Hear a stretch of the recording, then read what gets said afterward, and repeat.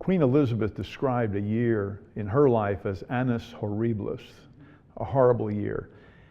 And you had some horrible things happen to your state in 2015, then followed by a hurricane in 2016. What can you tell us about dealing with that type of crisis and also reaching out to people to keep them together under those circumstances? It was a painful year because you started, first of all, in April, we had the shooting of Walter Scott, a 40-year-old black man that was shot in the back 5 times from a police officer. That in itself was hard. It was hard because the whole nation saw it, because it was caught on a cell phone.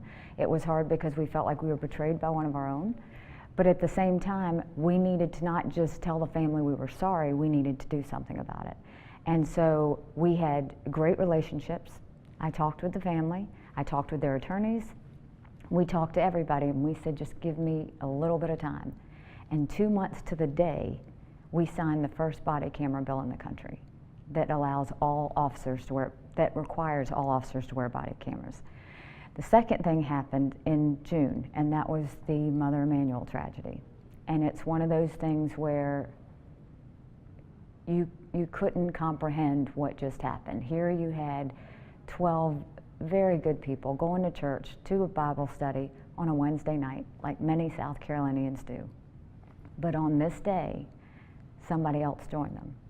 And he didn't look like them, he didn't act like them, he didn't sound like them.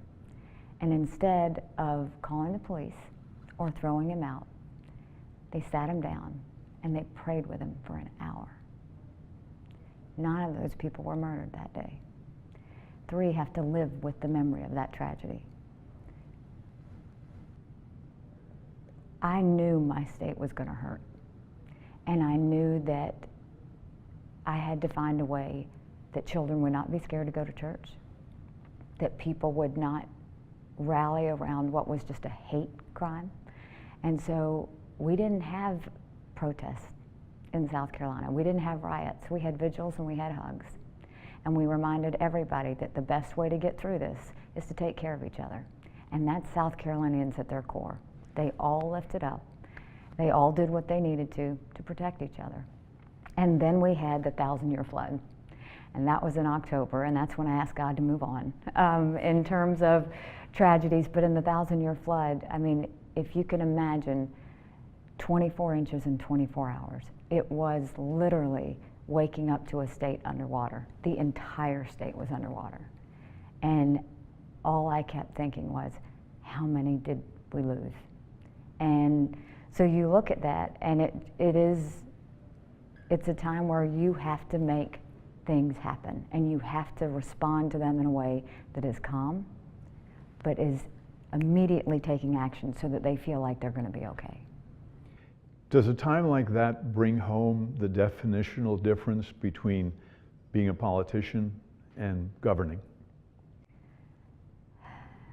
I mean, during those times, I was a mom, I was a daughter, I was a sister. All I wanted was to protect the people of South Carolina the best way I could, but being a politician was the furthest thing from my mind. Protecting the people of South Carolina was all I thought about.